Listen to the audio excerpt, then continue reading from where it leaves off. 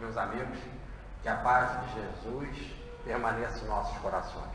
É bom estarmos de volta, com alegria, para abraçar os amigos e estudar o Evangelho. Hoje nós vamos ver, na obra Os Quatro Evangelhos de Agostinho, a parábola do mordomo infiel, que é exclusiva do Evangelho de Lucas. Logo está naquela passagem que a gente chama de fonte L, ou fonte exclusiva de Lucas. E se encontra no capítulo 16, versículos de 1 a 9. Nós vamos fazer a leitura já fazendo uma tradução já mais um pouco coerente. Dizia também Jesus a seus discípulos: havia um certo homem rico que tinha um administrador, e este, perante ele, foi acusado de lhe haver dissipado os bens. Ele o convocou e lhe disse: que é que ouço a respeito de ti? Presta-me conta de tua administração, pois que não poderás mais administrar meus bens. Disse então o administrador a si mesmo: que hei de fazer, uma vez que meu senhor me tira a administração de seus bens? Não sou capaz de cultivar a terra, e de mendigar tenho vergonha. Já sei o que farei, a fim de que, quando me houver removido a administração, encontre pessoas que me recebam em suas casas. Convocou cada um dos que deviam a seu senhor e perguntou ao primeiro: quanto deves a meu senhor? Ele respondeu: 100 medidas ou bacos de óleo. Disse-lhe o administrador: toma a tua conta e assenta-te ali e escreve depressa uma outra de 50. Perguntou-lhe em seguida a outro devedor: e tu, quanto deves? Respondeu ele: 100 coros de trigo. Toma, disse ele, a tua conta que me deste e escreve uma de 80. E o senhor elogiou o administrador injusto por haver procedido com atilamento, pois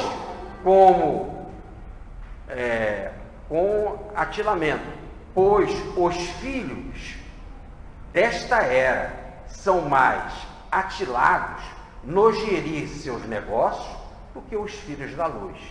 E eu vos digo,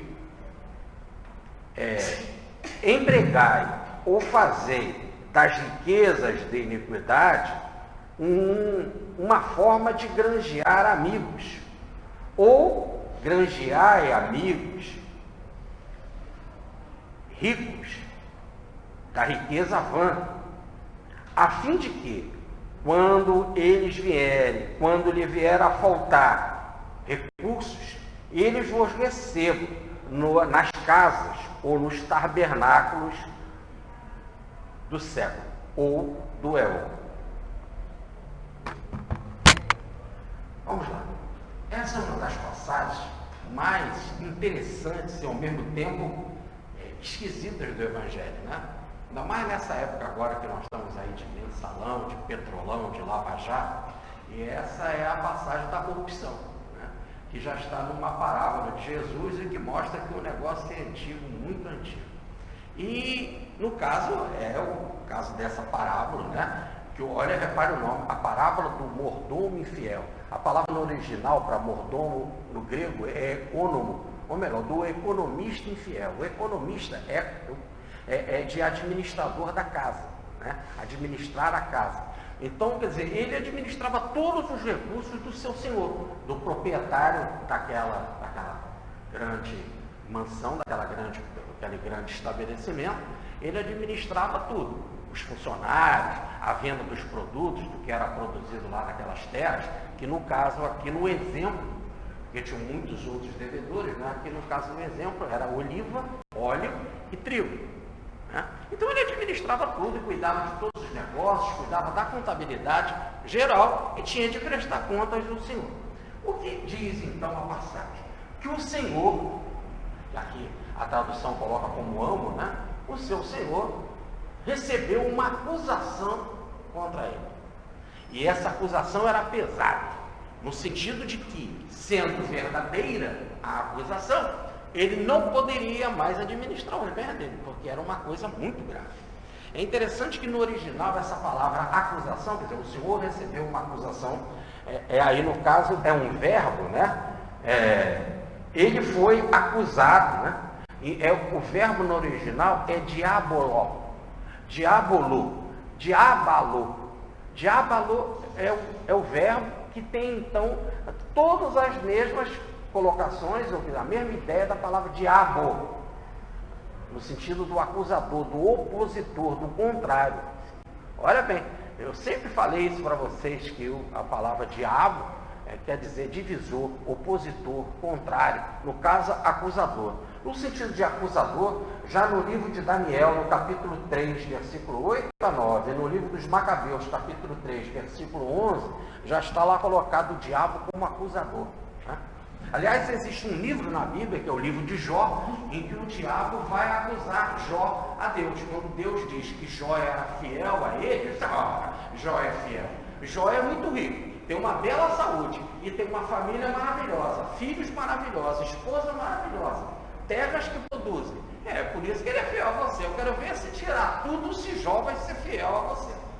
Aí o Senhor fala para esse acusador: então você está permitido a fazer tudo isso. Aí ele tirou a família de Jó, os filhos, né? Ele perdeu as suas terras, ele ficou doente, ele ficou rejeitado por todos, ficou com um corpo como se fosse de lepra. E Jó continuou fiel a Deus. É um dos livros maravilhosos, é uma poesia, um encanto, o livro de Jó do Antigo Testamento. Vale a pena a gente ler. E tem todo um lado psicológico dele. Jung, né, uma das grandes cabeças da psicologia, escreveu um livro maravilhoso em termos psicológicos chamado Resposta a Jó. Muito bem.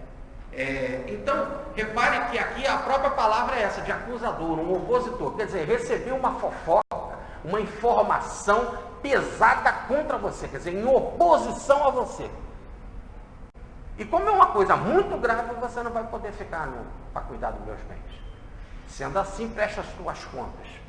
É lógico que se ele prestasse as contas e tivesse tudo certo, ele continuaria, porque ele provaria, né, diante do Senhor justo, que ele recebeu uma informação errada.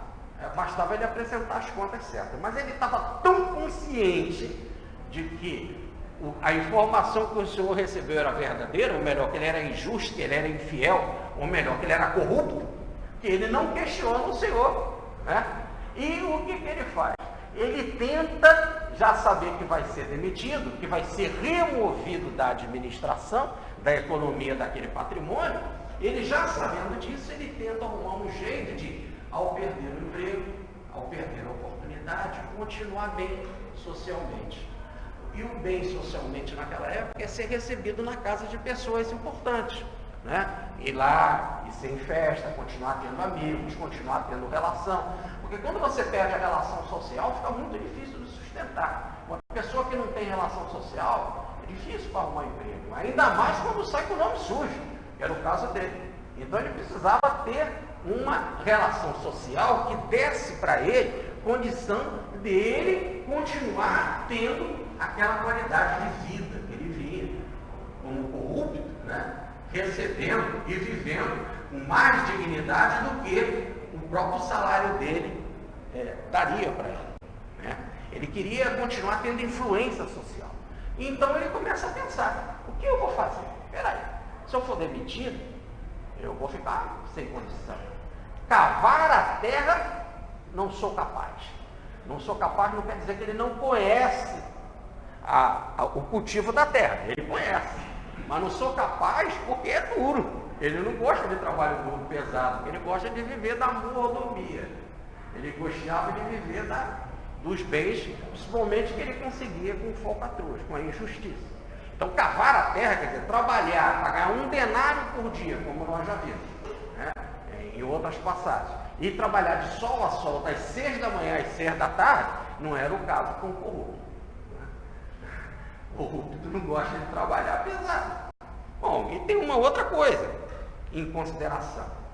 Também uma outra forma de sobreviver é mendigar, pedir dinheiro aos outros, ficar pedindo esmola. Isso eu também não quero, que eu tenho vergonha, é a dignidade. Aí é o ego, é a arrogância. Quer dizer, ele era preguiçoso e arrogante. Essas são e corrupto. Corrupto, preguiçoso e arrogante. Corrupto, muito bem, infiel. Arrogante, no sentido de não querer pedir esmola. E infiel, e no caso, preguiçoso, porque não gosta de trabalhar pesado. Então, ele vendo essa situação, ele já sei o que eu vou fazer. Vou chamar os devedores aqui, e convocou. E o pessoal devia muito. E ele pergunta para um: quanto você deve? 100 patos. É uma medida hebraica. Depois a gente fala sobre isso. De óleo para o meu senhor. Ele tinha documento. Na hora que ele dava o óleo para a pessoa e a pessoa ficava com a dívida de dinheiro para pagar, correspondente àquela quantidade do óleo de oliva que ele levou, né, ele assinava um documento da dívida dele. Ele agora tinha de pagar. Quer dizer, ele tinha de negociar o óleo, arrumar o dinheiro, lucrar a parte dele e pagar aquele senhor através do administrador. Quanto você deve? 100 batos de óleo. 100 medidas de óleo. Então pega já esse documento aqui e escreve um outro. Essa é a conta que nós temos aqui por fora. Vou guardar ela aqui na minha contabilidade. Vou esconder essa conta aqui. Na hora que eu prestar conta do meu senhor, que eu for ser mandado embora, eu vou botar um outro. Você vai escrever uma outra aí que você tem uma dívida só de 50. Ele botou uma dívida de 50, teve um abatimento de 50%. Aí nós temos o corrupto e o corruptor. O corruptor e o que se deixou ser corrompido. Porque o cara aceitou essa bandidagem. Os dois são bandidos. Tá certo? E é evidente que ele mandou o sujeito assinar. E isso é muito interessante. Ele já tinha um documento que o cara devia 100. Agora ele está com um documento em que o cara escreve que devia 50. Logo, se o homem que aceitou a corrupção viesse falar mal dele, ele tinha um documento. O outro também estava ferrado. Ele tinha um documento, então, você topou a corrupção. Você tem um documento que devia 100 e está assinando um outro que deve 50. Você está igual a mim. Então, aquele negócio, somos cúmplices. Por isso, um guarda silêncio com o outro. E me lembra, olha o que eu estou fazendo com você. Quando eu for mandado embora aqui, tu não me deixa de aceitar na sua casa, ou melhor, de conviver com as tuas vantagens. Eu estou dando uma vantagem para você. Chamou um outro, e sempre em particular, não falou com a turma toda em conjunta, no particular ele chamou outro assim: quanto você está devendo? 100 coros de trigo. 100 coros de trigo, faça um negócio. Assina aqui um documento, você só me deve 80. Ora, ele tinha um documento em que o sujeito aceitou, dizia que devia 100 coros de trigo, e estava fazendo um outro documento que ele ia apresentar ao senhor, que ele devia só 80. Ele estava documentado que o outro aceitou a corrupção também. Logo, cúmplice com ele. E lembra, quando eu for demitido, você vai poder me ajudar também. Porque eu tenho esse documento aqui. Na hora que eu pedir ajuda a você, que eu pedir para frequentar a tua casa, que eu pedir uma vantagem sua qualquer, você vai me ajudar. Lembra que eu tenho um documento seu. Se eu sair do meu servo com a informação de que eu sou corrupto, você também. Ele é inteligente, danado. E os outros também queriam ser inteligentes no sentido de ganhar. Se eu devia 100, agora eu só estava devendo 50 de óleo. Se eu devia 100 de trigo, agora eu só estava devendo 80. Um desconto de 50%, outro desconto de 20%. E então, igual a ele, os outros também eram corruptos. Como se estivesse dizendo assim, quase de uma forma geral, a sociedade é corrupta. Porque ele convocou os devedores e todos toparam entrar nesse acordo. É quase chegando a dizer assim, dos exemplos, ele convocou os devedores, mas a parábola só dá 2 exemplos, é como se tivesse mais. É como se estivesse dizendo, normalmente é assim que a sociedade se comporta. O administrador é corrupto e os que compram e vendem também são corruptos. Pesado, né? Muito pesado. E o Senhor então fala para ele, né? Recebi uma acusação com relação a você. O que você tem a me dizer? Preste as tuas contas. E ele estava tão consciente que ele era corrupto, que ele logo fez esse golpe. Aí amarrou os devedores com ele numa verdadeira, como é que nós chamamos? Quando tem 1, 2, 3, 4, 5 se juntam para fazer uma roubalheira, hein? Quadrilha. Era uma quadrilha de corrupto. Havia um cabeça, parece um lava-jato, havia um cabeça que comandava e os outros que topavam. Comandava pelo cabeça, o grande cabeça, comandava a safadeza, a roubalheira. E não sabe como o Senhor recebeu uma acusação com relação a ele e descobriu o que ele fez, mesmo sendo acusado, e depois de acusado em que ele tinha tudo para prestar contas e podia chegar realmente cometi tal falha e assumir, ele continuou na roubalheira e prejudicando o Senhor.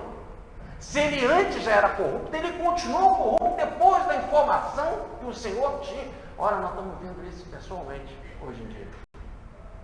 O sujeito é acusado, muitos foram presos e continuaram recebendo propina no processo aí do petróleo. Mesmo depois de acusado, continua. Então é igualzinho, ele recebeu uma acusação, o Senhor falou para ele do seu erro e ele continuou corrupto. E corrupto para levar vantagem própria, porque a vantagem dele não era tentar de alguma forma acertar ou dizer para o Senhor, eu errei isso, ou minha culpa, minha máxima culpa. Não, ele continuou tentando burlar a situação. E não sabe como. Como também nós não sabemos quem contou para o Senhor, como o Senhor descobriu que ele era corrupto.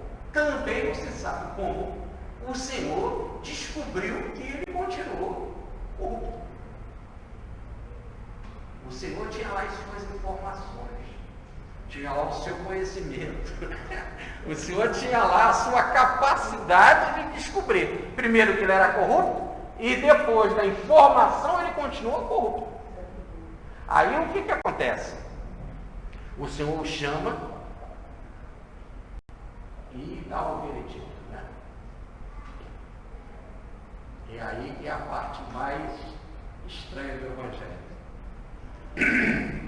Aparentemente estranho. Que o Senhor diz assim, e o Senhor vendo o que ele fez, disse, e o Senhor o elogiou pela sua, não falou para ele pessoalmente, o Senhor chegou à conclusão, viu nisso algo que merecia elogio. Não é que o Senhor chamou ele pessoalmente e o elogiou, mas o Senhor viu, nossa, esse cara merece elogio, esse é fera, como ele é inteligente. Isso assim pensou o Senhor. Porque senão a gente lê a parábola, parece que o Senhor chamou ele e falou, parabéns, você realmente é muito esperto. Mas pode ter até dito assim pessoalmente, a parábola necessariamente não diz que isso aconteceu. Ou o Senhor pensou isso consigo mesmo, ou disse para ele, mas ele desse sentido, parabéns, você é esperto. Porque você arrumou um meio de, mesmo perdendo a sua administração, como você vai perder, né? Usou das riquezas injustas, porque A riqueza não era dele, era do Senhor, e ele foi corrupto com a riqueza. Fez um desconto de 50% na roubalheira e para o outro fez um desconto de 20% na roubalheira, em forma corrupta. Quer dizer, usou de um dinheiro injusto para granjear amigos. Cedo. Merece elogio, porque você podia sair daqui com a mão na frente ou atrás, sem nada. Mas, de alguma forma, você se utilizou de recursos injustos para, de alguma forma, fazer uma rede de relação. Foi atilado, foi esperto, foi inteligente. E aí vem a frase final. Assim, também, utilizai das riquezas vãs para granjear amigos, ou granjeai amigos que têm riquezas vãs. Sabei conquistar amigos que têm riqueza, ou, a tradução pode ser feita, ou usai das riquezas para conquistar amigos. Vamos explicar. Você pode não ter nada e sim amigos de rico. Então você está se utilizando da sua inteligência para granjear amigos que têm essa riqueza daqui do mundo, do céu. Ou então, você também pode pegar da riqueza que você tem, ou que é injusta, no caso dele era a corrupção, e conquistar amigos com isso. São duas possibilidades. A tradução pode ser feita num caso ou no outro. Um caso ou no outro. E diz ainda Jesus: porque os filhos desta era, deste mundo, desse século, os seres aqui desse mundo, materializados, que vivem da corrupção, aceitam corrupção, esses que estão aqui no mundo, no lugar comum e que pensam de forma comum, esses são muito mais atilados, muito mais inteligentes nas suas relações e para conseguir vantagens e interesses do que os filhos da luz. E digo mais, assim granjeai amigos destas riquezas vãs, ou com as riquezas vãs. Amigos que sejam ricos ou utilizar a sua riqueza para construir amigos, porque eles vos receberão nas suas casas, que diz o texto aqui, nos tabernáculos eternos. A palavra no original para eterno é o ciclo, é o século, é um período longo, é o século. Então, eles receberão aqui nessas casas do mundo, que tem um determinado período, 20, 30, 40, 50, 60, 80 anos. Eles vos receberão. Termina a parábola, é só isso. Aí nós temos que pensar, como é que pode, né? Jesus está usando a corrupção e faz um elogio. Vamos prestar bem atenção. O título da parábola era que o sujeito era injusto. O administrador era injusto. O Senhor recebe uma acusação de que ele não administrava bem, ele era corrupto. O Senhor também diz que então ele não vai poder administrar os seus bens. Logo, o Senhor é positivo. Eu não quero lidar com o corrupto. Tá certo? Ele não serve para administrar os meus bens. Eu vou mandar ele embora. Então a parábola é positiva. Ela não concorda com a corrupção. Depois ela percebe que o cara é malandro. Que o cara, mesmo sendo acusado, continuou corrupto. E o Senhor elogia ele no sentido da inteligência dele. Ele entende. Esse cara é, a gente fala num sujeito que articula a malandragem, golpes. Mas esse cara é muito inteligente. Por exemplo, vamos imaginar um chefe do tráfico que é preso, vai para a cadeia, e lá da cadeia ele fica da cadeia, em termos de corrupção através do celular, de rede de informações com advogados, familiares e visitantes, comandando o tráfico aqui fora, da cadeia. E a gente fala assim, nossa, como é que esses caras pensam nisso, cara? Como um sujeito bola isso, como é que ele é inteligente, que estratégia que está tendo? Aí a gente pensa que a gente está gente está dizendo que capacidade administrativa, que inteligência mais articulada para o mal. Mas não deixa de ser inteligência. Repare que eu posso, com a inteligência, descobrir a energia nuclear e inventar a ressonância magnética, que cura milhares de pessoas. E eu, com a mesma inteligência, usar a energia nuclear para matar milhares e milhões de pessoas, como as bombas que caíram em Hiroshima e Nagasaki, que inclusive agora está fazendo 70 anos. A mesma energia nuclear, eu crio ressonância magnética, a mesma energia nuclear eu mato. E não deixa de ser inteligência. Aliás, é inteligente. O cara que inventou a bomba nuclear é muito inteligente, mas articulado para o mal, para destruir. E o sujeito que inventou a ressonância magnética é também inteligente, muito inteligente, mas articulado para o bem. Então, não é que a parábola esteve elogiando ele no sentido positivo. A parábola está o condenando. Você é burro, não pode administrar o meu bem, eu vou te mandar embora. E o sujeito arruma um jeito de, sendo mandado embora, criar uma rede de relação para continuar vivendo bem, para continuar vivendo em mordomia. Então, o Senhor só diz para ele isso. Ou diz para ele ou pensa. Nossa, o sujeito é muito inteligente, mas ele continua com essa inteligência se articulando para o mal, para uma rede negativa de corrupção, de falsidade. Tá certo? Então, veja que a parábola não é positiva com relação ao mordomo fiel. Ele chama ele de injusto. Agora, o que a parábola elogia, dizendo que ele foi rápido, foi articulado, foi inteligente, bolou um plano rápido para conseguir continuar salvando, está vivendo a mordomia. Ele foi rápido, não pensou duas vezes. E Jesus está fazendo uma comparação que os filhos da luz, esse diferente dele, do mordomo, que é um filho das trevas, ou melhor, tem a mente em escuridão, a inteligência negativa para baixo, Pietro Baldi chama inteligência do antissistema. Leiam um capítulo maravilhoso do livro Técnica Funcional da Lei de Deus, do professor Pietro Baldi, a inteligência do diabo, em que ele explica isso, é uma inteligência para as trevas. E a frase de Jesus é que Jesus não diz que ele é inteligente das trevas, mas ele faz uma comparação com o outro, que é a inteligência da luz.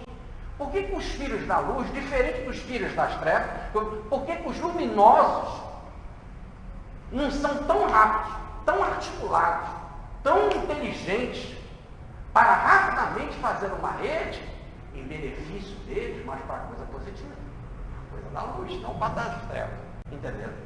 Está dizendo assim, os filhos da luz não são rápidos na sua articulação, os das trevas são. Um exemplo rápido no Evangelho dos filhos das trevas articulados.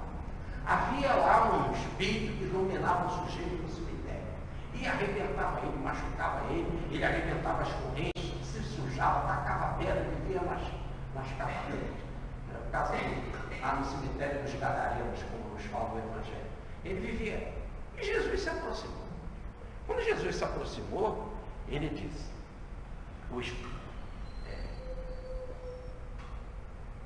Jesus, filho do Altíssimo. Então ele já sabia que Jesus era filho do Altíssimo. Tinha esse conhecimento.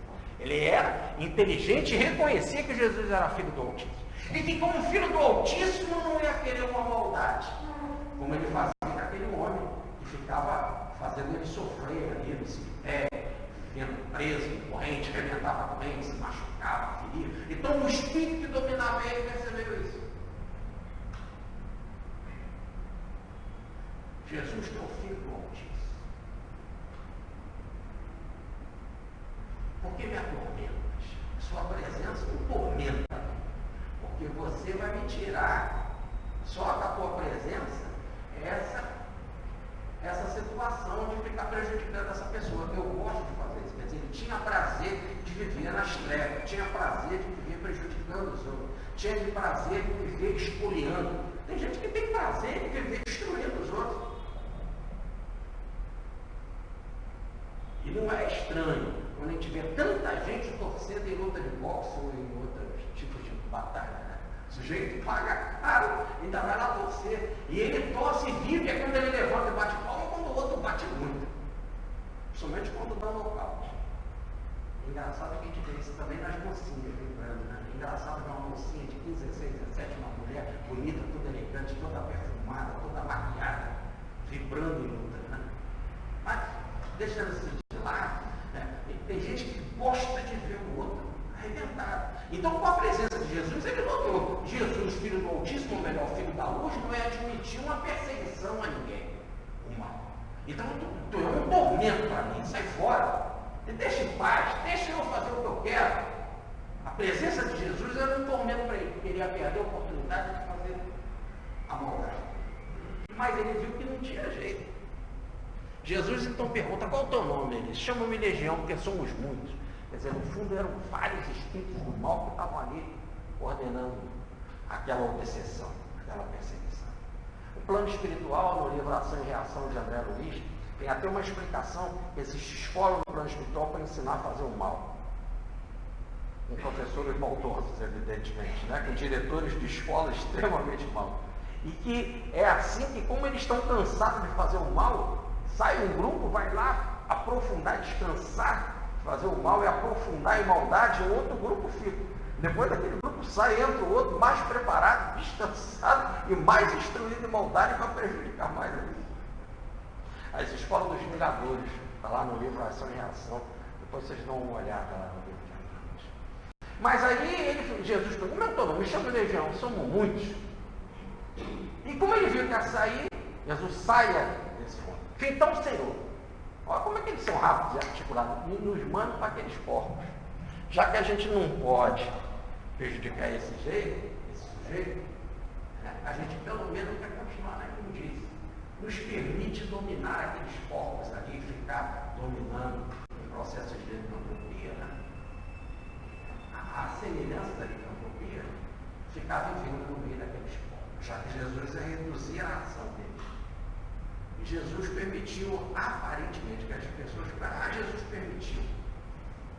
Na hora que houve a autorização, eles foram para os corpos. Só que o corpo, ou o animal, não é que ele tem a mediunidade, ele tem uma vibração auditiva ou visual diferente da gente. Por exemplo, o morcego não bate no arame lá do varal, né? Fica o varal lá, o morcego passa, ele não bate no arame, ele sente a vibração do arame, ele passa, não precisa ver, mesma noite ele não bate no arame.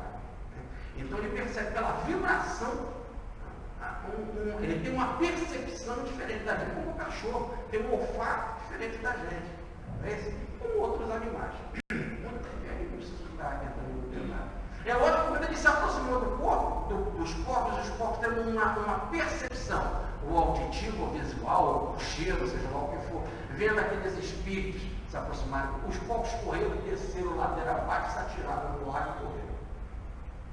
Quer dizer, o final da história é que eles se deram mal, né? Ou melhor, perderam a oportunidade, perderam o direito de atacar aquele homem e de atacar os corpos também. Muito bem. Mas eles foram rápidos. Na hora que eles viram que iam perder a oportunidade de ficar ali no cemitério, sofreram, maltratando aquele homem, pediram imediatamente: se o homem tomando para aqueles corpos, ela não é rápido.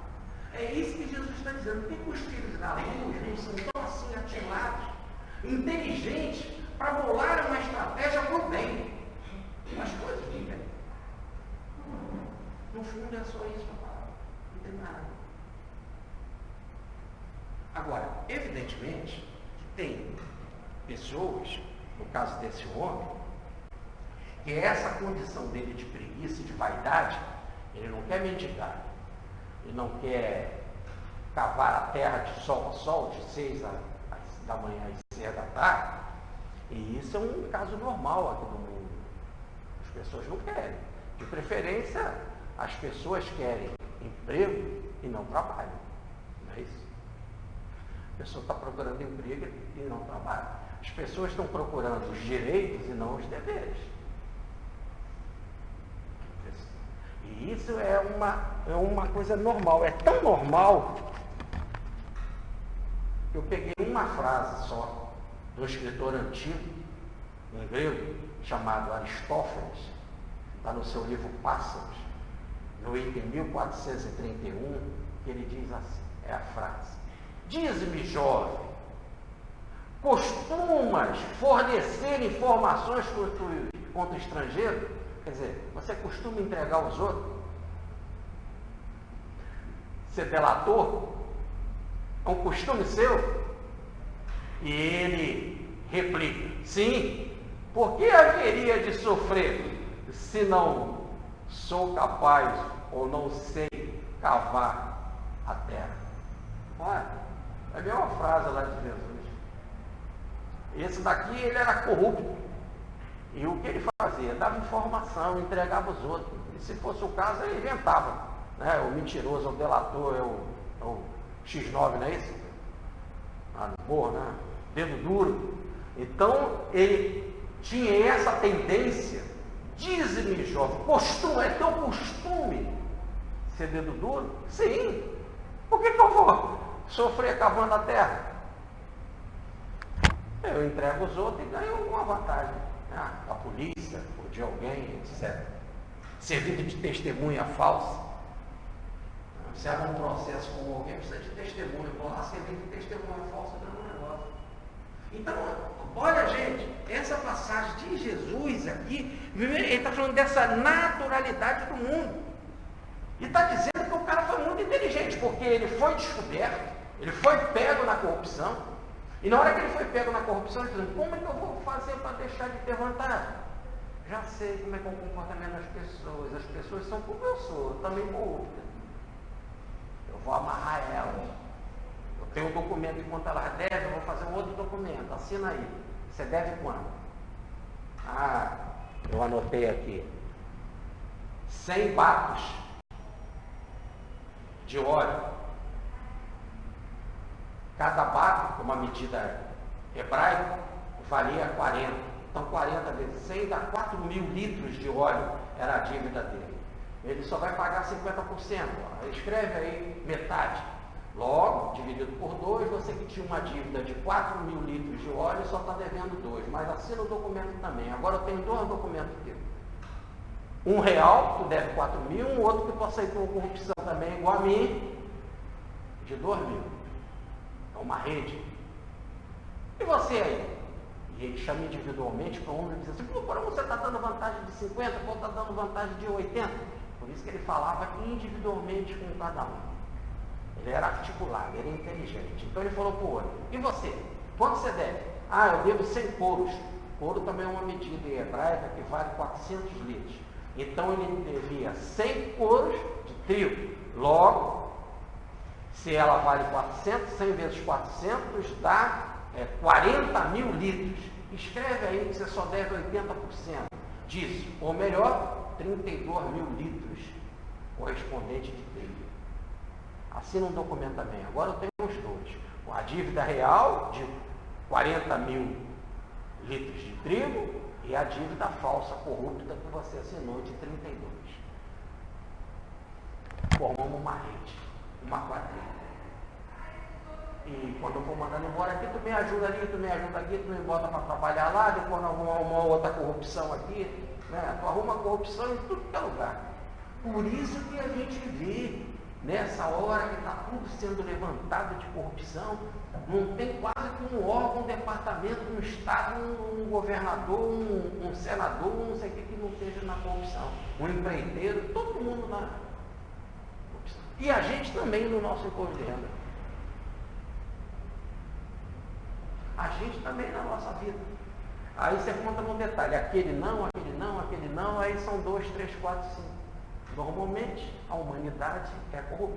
Isso que Jesus fala é a situação do século, ou da era, do momento. Porque os filhos dessa era, quer dizer, nesse nível psicológico, dessa geração, algumas traduções colocam, dessa geração, desse naipe, são assim.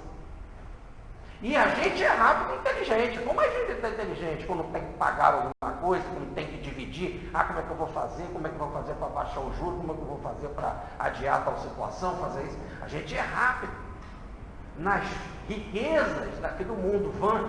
Aliás, no original, para van, para a riqueza superficial, a riqueza daqui do mundo, a palavra no original, que eu marquei aqui, é mamona. Que é a mesma radical lá da palavra, é a mesma origem da palavra mamon, que é a riqueza corrupta. Santo Agostinho dizia, tudo aquilo que gera lucro, ou é qualquer coisa que você pode vender e lucrar. Qualquer coisa você pode vender e lucrar. Santo Agostinho dizia que em cartanês quer dizer lucro, tudo aquilo pode dar lucro, pode dar uma vantagem qualquer. Tem gente que vende tudo. Aí, costuma-se dizer que ele vende até a alma por diabo. Então, fazer essas articulações, os filhos daqui desta era, deste mundo, eles são rápidos, são inteligentes, e há séculos nós aprendemos isso. E a gente fala, e a gente diz, quando a gente não está participando das corrupções, a gente sabe que o outro, fulano vai se candidatar, ele faz que coisa, ele vai ser, fulano ganhou, ele vai se dar bem. Deu uma licitação aí numa empresa, se deu bem. O que se deu bem? E a gente fala com elogio. A gente elogia. Esse é esperto. Esse é esperto. Tem cara que não perde a eleição. Esse é esperto. Que coisa, sai governo, entra governo, sai governo, entra governo. É da oposição, é da ditadura e ele está no comando. Né? O cara que está no comando. Era da ditadura, mano. Estava no comando. Entrou a oposição, ele está no comando. Articulador em todas as frentes.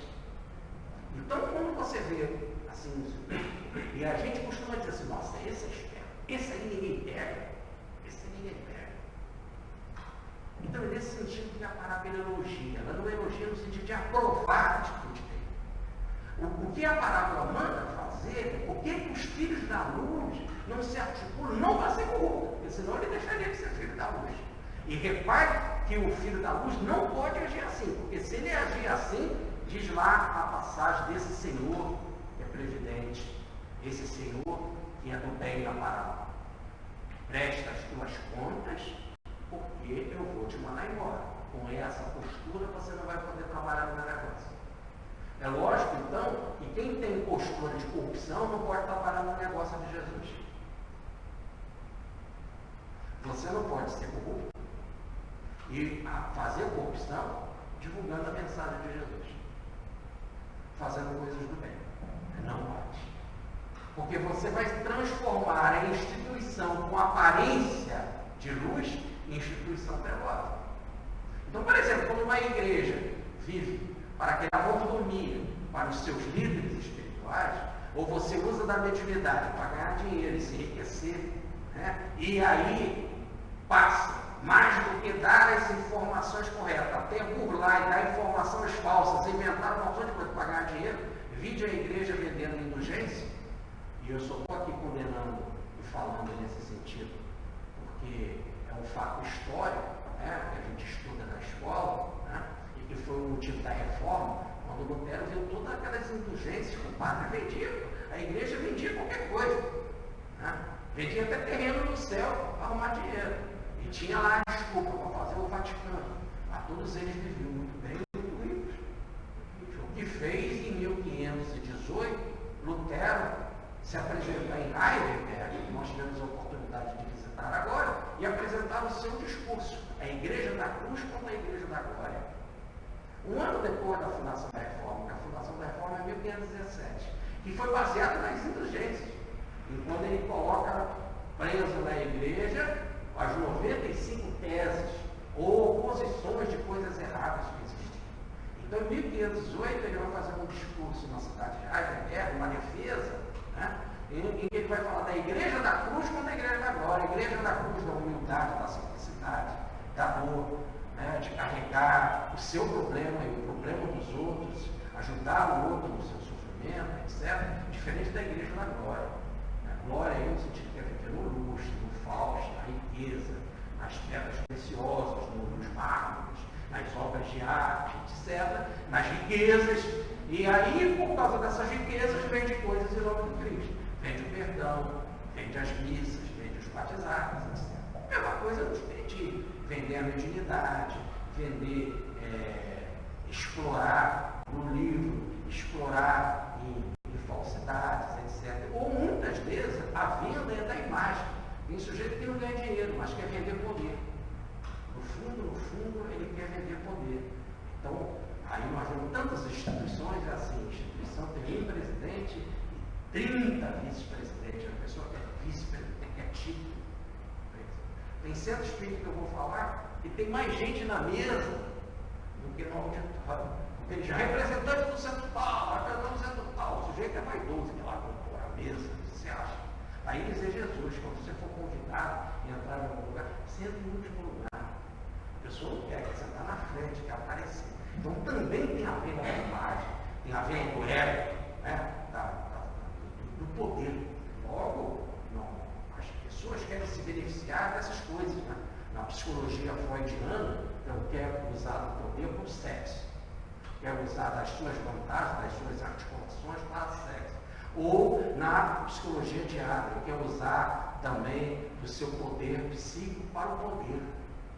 Vai por aí fora. Então, a parábola, ela não condena, ela apenas diz por que os filhos da luz não são espertos. Mas esperto não é para fazer o mal, mas para se articular. Então vamos dar agora alguns exemplos de como os filhos da luz podem se comportar e se utilizar das riquezas vãs aqui do mundo para conseguir coisas positivas da luz. Havia eu já contei aqui, mas vale repetir por causa que o tema é apropriado. Havia uma moça que frequentava o Chico Xavier e o Chico sempre perguntava como ela ia. Ela disse que estava pouco bem na vida dela, ela só tinha um desgosto. A mãe não falava com ela, a mãe não gostava dela. E como a mãe não gostava dela, para ela era um sofrimento. Mas que ela tentava, de alguma forma, se aproximar da mãe e não conseguia. Porque a situação era tal, e quando ela chegava, a mãe não dava nem tempo. Só em ela estar presente numa festa de Natal, os dois têm que conviver. A mãe se retirava, saía. Então não havia nem a possibilidade do convívio, para no convívio ela poder mudar a cabeça da mãe. E ela contava isso para o Chico. E o Chico tinha um sofrimento tremendo, ele sentiu a dor dessa pessoa, porque o Chico tinha um carinho pela sua mãe, né? Dona Maria de São João de Deus, né? E a outra, a sua segunda mãe que o criou também, a Cigália, ele tinha um carinho por ela, por essas mulheres, um carinho por Maria, mãe de Jesus. Tinha uma alma muito sensível por esse lado feminino, das mães, da maternidade. Tanto que ele foi mãe de 400. Foi mãe de 400 livros. Então, ele gestou 400 livros. Gerou 400, as suas entranhas. É muito importante. Então ele tinha essa sensibilidade. E ele falou para ela, não, que dor, minha filha, eu entendo isso, mas vamos reverter esse quadro. Você vai fazer assim, você vai comprar um presente muito caro para sua mãe. Vai dar de presente para ela. Compra um presente muito caro e dá de presente. Depois, você vai comprar um presente um pouco menos caro. Depois um outro, menos caro ainda, mais barato. Cada vez você vai dando um presente. Até que no final você vai poder dar um buquê de flores para sua mãe. Do presente mais caro ao buquê de flores, é riqueza daqui do mundo, é coisa passageira. Tá certo? Em todas as situações, do presente mais caro ao presente singelo e meio como a flor, mas é daqui do mundo, é passageiro, passa, também morre e tem um custo. Né? Muito bem. Você vai fazer assim. E aí vai dar tudo certo, minha filha. E depois ela confessou com o Chico que deu tudo certo. Porque o Chico bolou essa estratégia daqui do mundo. O mundo, se comporta assim, com essa corrupção toda, com esse nível de levar vantagem, primeiro eu, depois eu, então ele normalmente vê esse comportamento na pessoa. E logo ele vai pensar assim, se essa mulher é tão ruim ao ponto de não querer, como mãe, falar com a filha, ela tem essa característica. E uma pessoa que não quer nem falar com a filha também é muito presa à materialidade. E ser presa à materialidade não vai abandonar a presentidade. Porque normalmente as pessoas não abandonam o presentidade. Uma pessoa que você não gosta e você dá um presente simples para ela joga um presente fora depois. Ou taca na tua cara. Ou você ação o presente, depois ela joga fora ou dá para outra. Mas se o presente é muito caro, ela não faz isso. Né? Você dá um relógio, um Rolex de ouro. Eu tive agora a oportunidade de ir lá em Lucela visitar a Rolex. Né? Eu não passei nem na calçada. Podiam me prender. Né? E logo vem que a pessoa não tem condição de comprar. Estou passando nem na calçada, então, eu não passo nem por esse perigo, eu fui na calçada, fotografei de novo. Olha, então, você comprar logo não é um presente de ouro caro, um Lamborghini, um carro logo de 3 milhões e 200, tem gente que compra isso aqui, passa ideia. Lamborghini, 3 milhões e 200 mil reais, e deixa lá na garagem, até esquece de pagar, quase, até esquece de pagar. É natural. Agora, ninguém joga fora. Tanto que quando você pega o Lamborghini da pessoa, a pessoa reclama e faz uma ação de volta. Nós temos agora 2 casos de 2 pessoas que tiveram seus carros ricos presos, e essas 2 pessoas entraram na justiça para tentar trazer o bem de volta. Por quê? Porque é caro. Se não fosse uma coisa de valor, ficava lá, ué. Ficava lá. Tá certo? Mas se tem valor, você quer ele de volta. Porque de alguma forma conservar o seu. E por que você quer conservar ele? Porque você fez toda uma rede, uma articulação, toda uma inteligência para conseguir aquilo, fruto de uma injustiça, fruto de um golpe, fruto de uma má administração do bem, fruto da corrupção, da propina. Você bolou, você gastou inteligência, massa você faz, para bolar um plano assim. Agora você não quer perder ele. Tanto que todos se defendem. Não fiz, não sou corrupto, não sou todo mundo, ninguém é corrupto. Bolar e ficar com a situação. Então, o Chico falou bem claro. Oferece um presente bem caro, porque oferecendo um presente bem caro, a pessoa não vai jogar fora. E a primeira coisa que a tua mãe vai fazer é, ela não quer ficar contigo. Você manda entregar um presente caro, ela vai pensar assim, eu não gosto dessa pessoa. Mas por que essa louca me deu um presente caro? Ela sabe que eu não gosto dela. Eu não falo com ela. Eu não é, mas me deu um presente caro. E passou na cabeça dela, ela está louca. A pessoa fica pensando assim. E mais, e guarda o presente. E fica porque ele tem valor. Agora, toda hora que ela olha o presente, ela pensa em quem? Na louca. É uma forma de você ter a pessoa através do presente. Mesmo superficialmente, o outro está junto. Através do presente. Ela sempre vai repetir e pensar assim, eu vou conseguir essa coisa tão cara, porque aquela louca me deu. Tá certo? Aí depois vem um outro presente, não tão caro, mas caro também, para ela não jogar fora. Aí daqui a pouco um outro presente, não tão caro, mas para estar diminuindo o valor para poder entrar o sentimento. Aí o cara diz, essa louca está dando uma coisa de menos valor, mas que tem valor também, olha. Porque você fica com Lamborghini, mas também fica com um Fiat novinho. É isso? Eu usei a palavra Fiat por causa das piadas, que diz que Fiat não é caro, mas serve, porque tem um valor. Tá certo? Então, a pessoa aceita isso. Agora, se eu entrego logo uma flor, eu não aceito. Mas o coração começa a ficar amansando. Você vai amansando, você vai comprando a pessoa. Não que você esteja usando de bens materiais. O que a filha queria é ter o carinho da mãe. Mas a mãe não dava acesso a ela. A mãe dava acesso a interesses materiais. Então, que vai pelos interesses materiais. Entendeu? Até que um dia a mãe foi sensibilizando, já passou a agradecer os presentes. Um presente desse é bom agradecer. Uma pessoa que começa a dar presente muito caro para você é bom ter amigo, porque ele é otário e vai te dar mais presente. Quanto mais você se aproximar dela e ficar fazendo uma coisa, tu pode ganhar mais.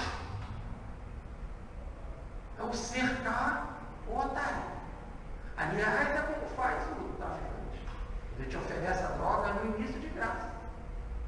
Depois vai cobrar um valor simbólico, depois um pouquinho mais, depois um pouquinho mais, depois um pouco mais, daqui a pouco tu está dependendo dele, está roubando para pagar ele. Então é a mesma coisa. Eu me aproximo do outro para conquistá-lo, comprar ele. A mãe fez a mesma coisa, aproximou da filha. Ali tem uma fonte de riqueza, tem uma roupa, e o mundo sempre interpreta o outro, é sempre bom. Quando Pedro Balde deu o dinheiro dele, a família disse, ele é louco, ele é bobo e idiota. Não vê a grandeza espiritual. Se o cara está pensando em coisa de Jesus, é um idiota, que vale a vida do mundo.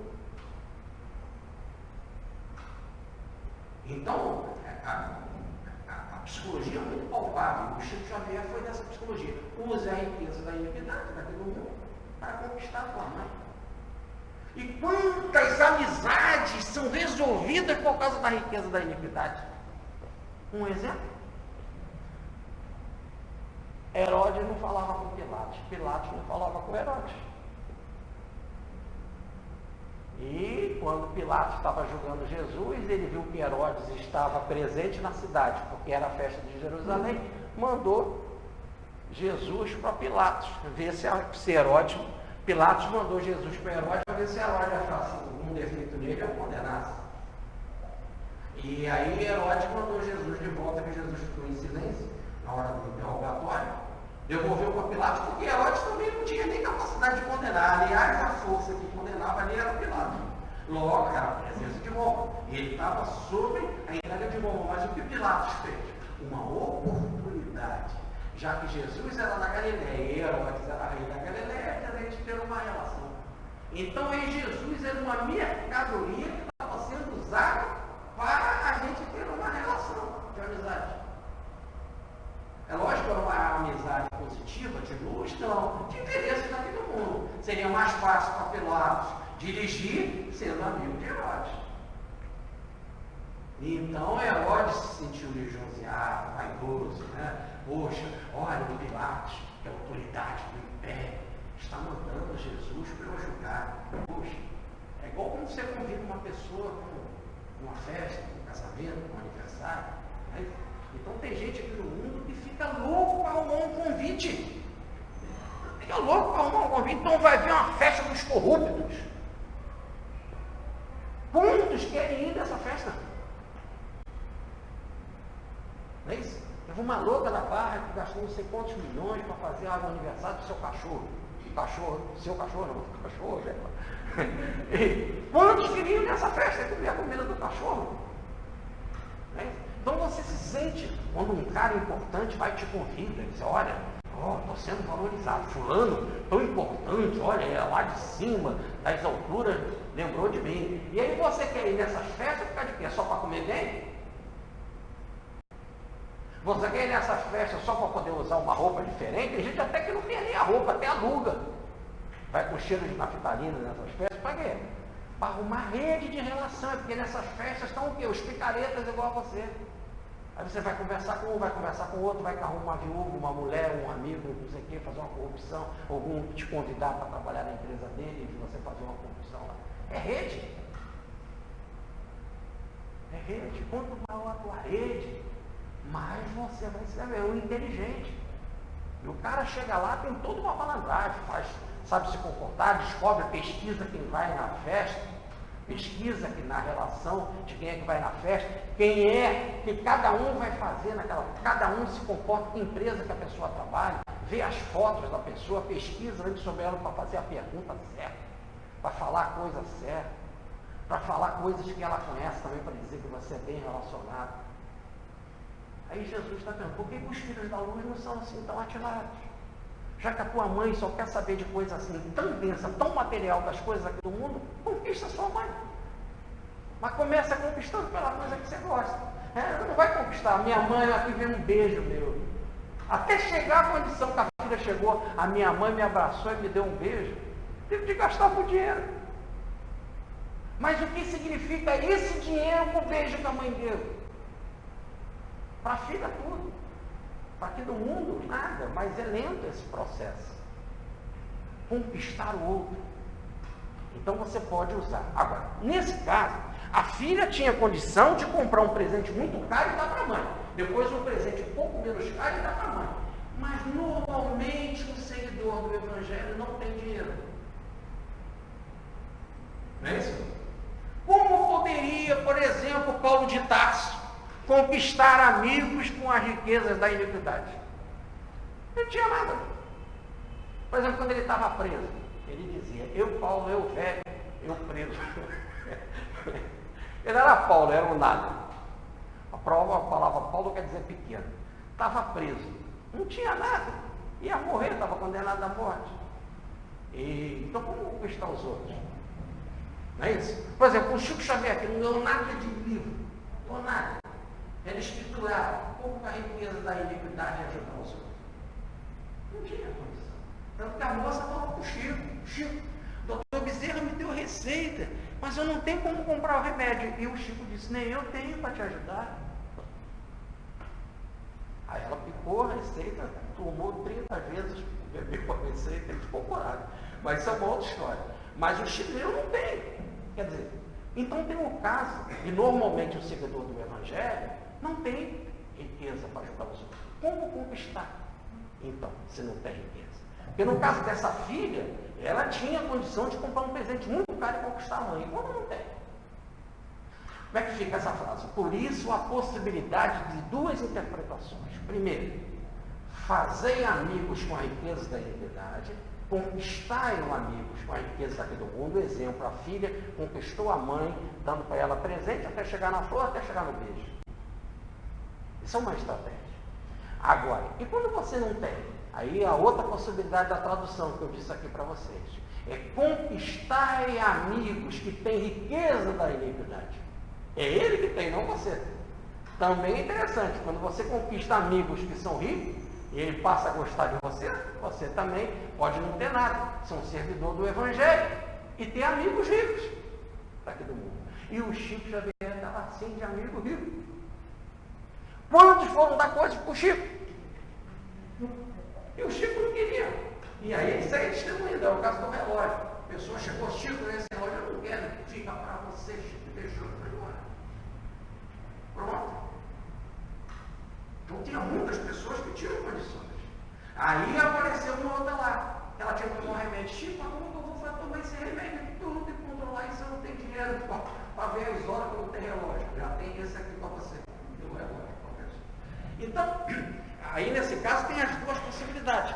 Mas você pode também conquistar amigos que têm recursos. O Chico ganhou uma fazenda lá em Belo Horizonte, em Goiás, né? E ele disse: eu não quero essa fazenda. Então eu vou devolver a fazenda, eu não preciso de fazenda. Mas aí a União Espírita Cristã diz: não, mas a comunhão espírita cristã não precisa da fazenda, porque ela tem um negócio para administrar o centro espírita. É lógico que a regeneração, você tem uma fazenda, a fazenda pode ajudar a pagar todas as taxas, as despesas da regeneração. Aí o que o Chico fez? Doou a fazenda para a comunhão espírita cristã. Mas aí a comunhão espírita cristã ia ter recursos para gerir. E o Chico pensou: mas eu doei a fazenda, trabalhando aqui na comunhão espírita, como que eu vou me sentir? Aí ele pegou e foi para o seu centro. Aí ele formou um centro próprio, que é o Centro Espírita da Prece. E ele botou lá uma plaquinha na entrada do Centro Espírita da Prece: propriedade de Chico Xavier. É engraçado isso. Propriedade de Chico Xavier, vai dizer, olha, é diferente. Então ele não foi contra a comunhão espírita cristã. Ele entendeu que a comunhão espírita cristã precisava de uma fazenda, de um recurso para administrar. Mas acontece que tanta gente depois ia dar coisa para ele, e ele tinha que dar para aquela instituição. Ele não ficava certo. Aí ele não se sentia bem. E assim muitas possibilidades, né? Tantos amigos deram coisas para ele, né? Deram fazendas caríssimas, como era o caso do nosso Fred Filho, né? Que estava perto para eles.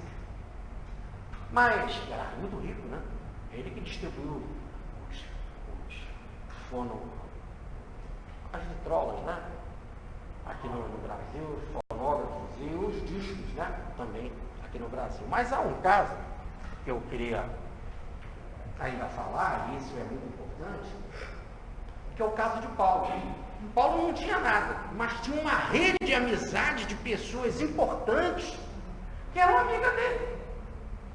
Então, por exemplo, tem uma passagem numa carta que ele escreve, em que ele diz assim: os santos, ou melhor, os cristãos da casa de Nero mandam saudações.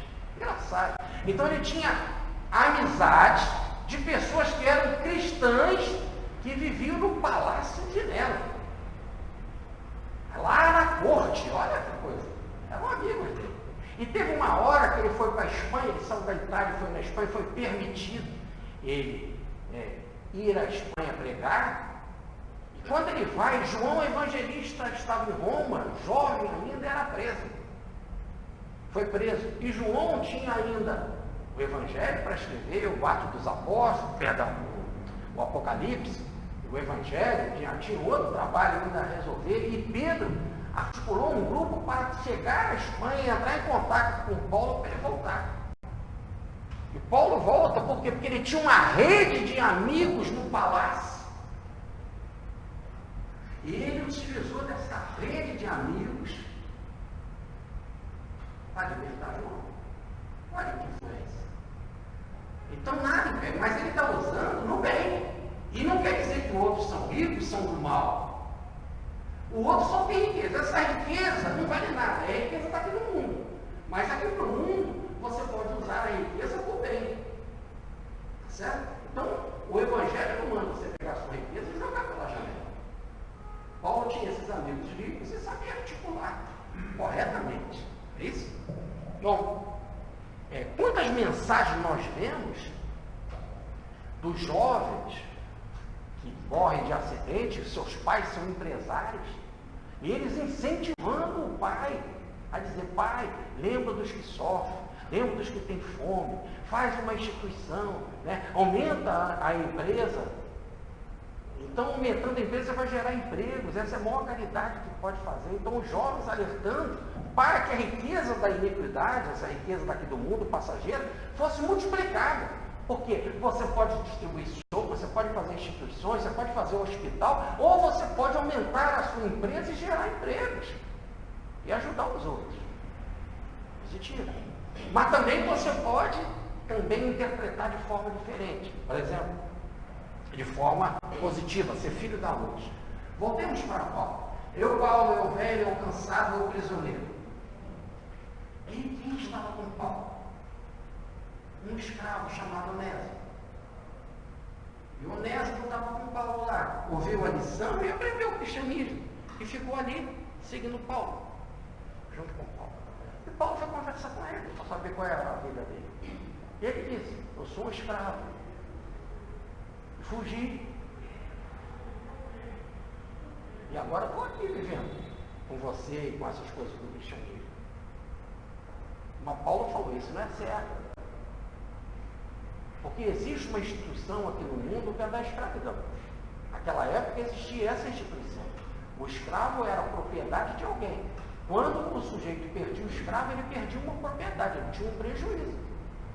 E agora você está vivendo comigo, Paulo, o que vão dizer? Vão dizer que Paulo está mudando a regra, está mudando a instituição e está pegando os escravos e as pessoas estão tendo prejuízo por causa de Paulo. E tudo isso não vou falar de Paulo, vou falar de Cristo. Cristo está inventando moda. Aliás, eu estou tendo prejuízo por causa desse Cristo. Então Paulo conversa com ele, dizendo que ele tinha de voltar. Mas ele falou que ele seria castigado pelo seu Senhor se ele voltasse. E Paulo falou: bom, independente disso, você tem que voltar, ué. Você fugiu. O cristão mais importante de tudo é ser honesto, ué. Então volta. Mas aí então Paulo quis saber. Ele continua dizendo que o Senhor dele iria castigá-lo. Ele falou: mas quem é o teu Senhor? Aí ele falou: meu Senhor se chama Filemo. E Paulo lembrou: Filemo? Eu converti Filemo ao cristianismo. Eu converti Filemo ao cristianismo. Então ele escreve. A menor carta escrita por Paulo é essa carta Filemo. Das 14 cartas de Paulo, essa é uma das cartas. Então Paulo escreve para Filemo uma carta muito bonita, que é a carta da excelência do amor de amigo, do amor verdadeiro, do lucro maior. É lucro, um lucro muito maior. Porque a palavra onésimo quer dizer útil. Útil. Então ele faz um trocadilho com a palavra. Então ele escreve para Filemo e diz assim: Filemo, receba Onésimo de volta. Porque aquele que te era útil e foi inútil, agora te volta muito mais útil. Aquele que te era útil, era teu escravo, e ficou inútil porque fugiu, te dando prejuízo. Agora ele te volta muito mais útil, porque ele, além de voltar como teu escravo, ele vai voltar como cristão. E você sabe, como cristão, o valor de ter um cristão te servindo.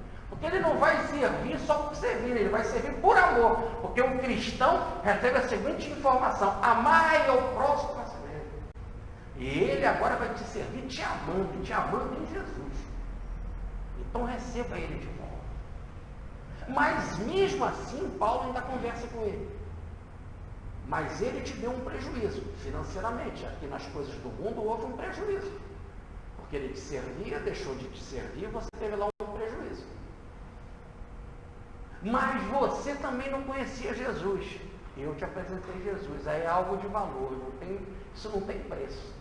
Você não conhecia Jesus, eu te apresentei Jesus. O que isso significa? Quanto isso vale? Isso não tem medida. Tá certo?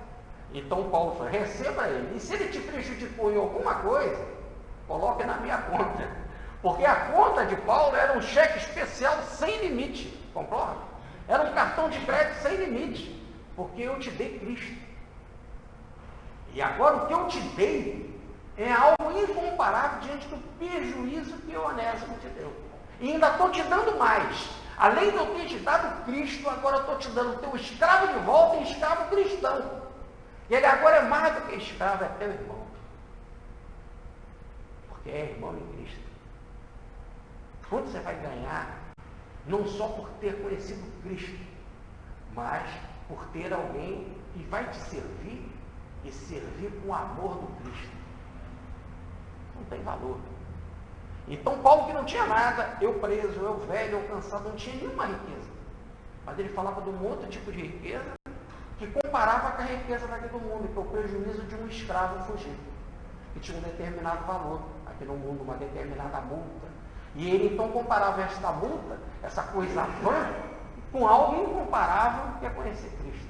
Aí ele já está falando de algo assim, extremamente imponderável. Por fim, a gente falar dos filhos da luz, o professor Pietro Baldi veio aqui para o Brasil. Ele chegou aqui com 65 anos de idade, com 2 netas e com uma filha, e com a esposa doente, a esposa estava com câncer, e a esposa começou a entrar no processo de desencarnar, e prometeram a ele emprego aqui no Brasil, como professor na faculdade, não deram. E ele, com já avançada idade, com as filhas para cuidar, e ele ainda com dificuldade da língua, não dominava perfeitamente o português, e tanto que escreveu seus livros em inglês, em italiano, e ele tinha que sobreviver ali, com a filha doente, com a esposa doente, com as netas tendo que ir para a escola, tendo que comer, e todo mundo sobreviver, e tomar o apartamento dele, com todas aquelas situações complicadas. E aí ele se relacionava com um amigo que era embaixador, que era cônsul aqui no Brasil, e depois foi ser cônsul lá no Uruguai, cônsul de Portugal no Uruguai. Olha, amigo com riqueza daqui do mundo.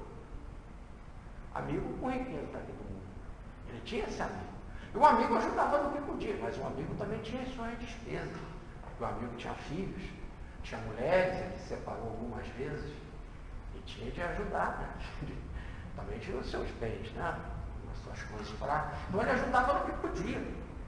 Então ele falou com o professor Pietro Baldi para ele fazer uma rede de amizade e escrever, fazer uma carta aberta falando da real necessidade dele para que as pessoas ajudassem. E o professor Pietro Baldi resistiu o que pôde, não concordava com isso. Mas ele chegou e disse, mas é o caso da parábola. Eu tenho vergonha de mendigar. Será que você também não está sendo um pouco arrogante? Além do mais, tem tanta gente que te conhece, tem tanta gente que gosta de você. Repare que quando você precisou de um apartamento, o alto interviu e se manifestou numa reunião mediúnica e falou para o pessoa que estava lá que ele estava precisando de um apartamento. E veio o cheque direitinho para comprar um apartamento e pagar a escritura. Então você tem uma rede de amigos, você fez palestra em tantos lugares, com tanta gente que gosta de você, custa pedir ajuda? E aí ele fala, mas eu sou um trabalhador do Cristo, mas os seus filhos, as suas netas não são. A sua filha não é, a sua esposa está doente. E eles? Eles têm que viver também nessa vida simples e com todo desprendimento como você. Aí o professor Pedro Boy fez essa rede, escreveu uma carta, que a ajuda chegou, precisa. Logo depois ele disse que não precisava mais. Parou. Então você também pode pedir ajuda às pessoas. Então nós temos um caso de um amigo do movimento espírita, orador muito conhecido, principalmente aqui no Rio de Janeiro, que trabalhava no banco, numa grande instituição bancária que é o Bradesco, e fazia palestras, principalmente palestras otimistas, palestras com alegria, pelo Brasil, muito lugar pelo Brasil, em outros lugares, mas normalmente aqui no Rio de Janeiro, palestras muito otimistas, palestras para frente, né? Com muitas mensagens. Ele decorava as pequenas mensagens do Emmanuel e falava as mensagens do Emmanuel e outras mensagens de André Luiz e ficava explicando aquelas frases, consolando pessoas todas as noites e às tardes fazia 4, 5 palestras por dia. Ele teve um desastre de automóvel, por causa disso, a instituição bancária mandou ele embora, porque ele estava se afastando muito da cidade para fazer palestra em outros lugares, e ele tinha a chave do banco, antigamente esse negócio de gerente tinha a chave do banco, aquelas coisas todas, foi demitido.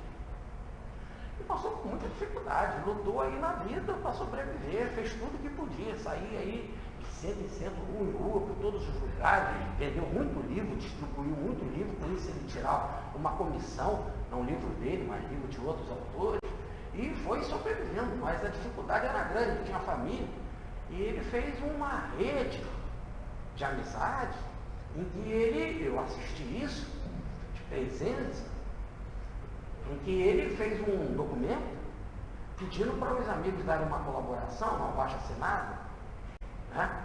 Uma lista, e cada um dava aquilo que podia, para ele comprar uma casa. Então eu me lembro, e agora como os dois já desencarnaram, né? Ele pediu, e o doador, eu posso falar nisso, um deles foi o Newton Boechat. Então eu estava presente quando ele chegou e deu a lista, ele pediu ajuda ao Newton. Interessante. Ele veio pedir, e ele veio e disse, Newton, você pode me ajudar a comprar a nossa casa? Gente, falar isso é algo assim. Ele tinha essa ideia de irmão, né? É a nossa casa, né? Não era só uma vantagem nele, mas na hora que você precisar, sabe, você também tem um espaço para ficar. E o Newton imediatamente assinou, colocou lá uma quantidade possível para ele, para ajudar esse amigo a comprar a casa. E o Newton, toda vez que encontrava ele, o Newton perguntava, como é que está lá o meu cantinho? Mas o meu cantinho, repare que o Newton Boechat também estava usando riqueza na intimidade. Eu também te dei a casa, mas eu sei que lá eu vou ter um cantinho. Igual aqui dessa parábola. Eu vou fazer essa negociação com aquele, porque eu sei que ele vai me receber na casa dele. Não é isso que acabamos de ler na parábola? Porque senão, como é que eu vou ser recebido na casa das pessoas? Na casa daqui do mundo? Então, é bem isso. Só que aí não houve jogo de interesse, não houve trambique, nem algo de injustiça. Era um dinheiro de amizade de pessoa que você amava, muito bacana. E ele continuou sabendo lidar com essas riquezas vãs e da iniquidade, porque ele conseguiu a casa, foi morar lá com a família, bacana, no subúrbio do Rio de Janeiro. Ele estava lá na casa e o ladrão entrou. 2. Puxa, mas ele naquela casa que foram os amigos que deram. E que ele sabia que a casa mágica dele era dos amigos e era antes de tudo de Jesus. E foi por causa das coisas de Jesus que ele tinha um espaço para viver. E o ladrão entrou e começou a levar tudo. Só que o ladrão pegou uma parte e foi embora e não pegou tudo. E ele levou para o ladrão, você está no lugar errado. Aí onde você está pegando tem pouco, é lá naquela gaveta que tem mais. Então ele explicou para o ladrão onde tinha mais. E a família ficou doida com ele está maluco. E ele falava para a família, sorri. Quero te ajudar, cara. Você não pegou o que você dizia. Tem mais ali, ué. E um ladrão falou para o outro, vamos matar ele. Vamos matar esse cara. Porque nós vamos ajudar a família, ele é maluco. Ele está dizendo para a gente onde está o dinheiro.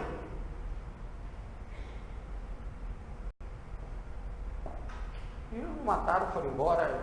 O nosso amigo já veio a desencarnar, que nos ajude. Mas, repare que o professor Petro Botti fez a mesma coisa. Está lá no livro A Nova, Fragmentos de Pensamento e Paixão. Quando o ladrão entrou na casa dele, ele chamou o ladrão para conversar. Senta aqui, vamos conversar. E quando você precisar mais, volta aqui.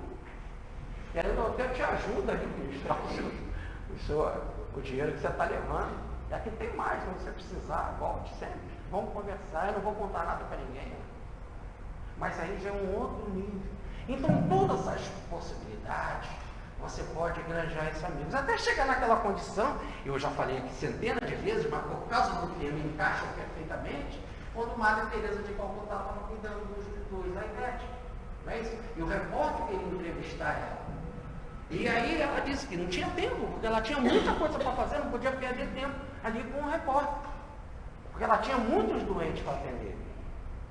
E o repórter insistiu, então vem comigo, porque por enquanto que eu vou tratando dos doentes, limpando os doentes, você vai conversando comigo. Até que chegou num que estava muito mal, com muito custo, muito vômito, a situação grave.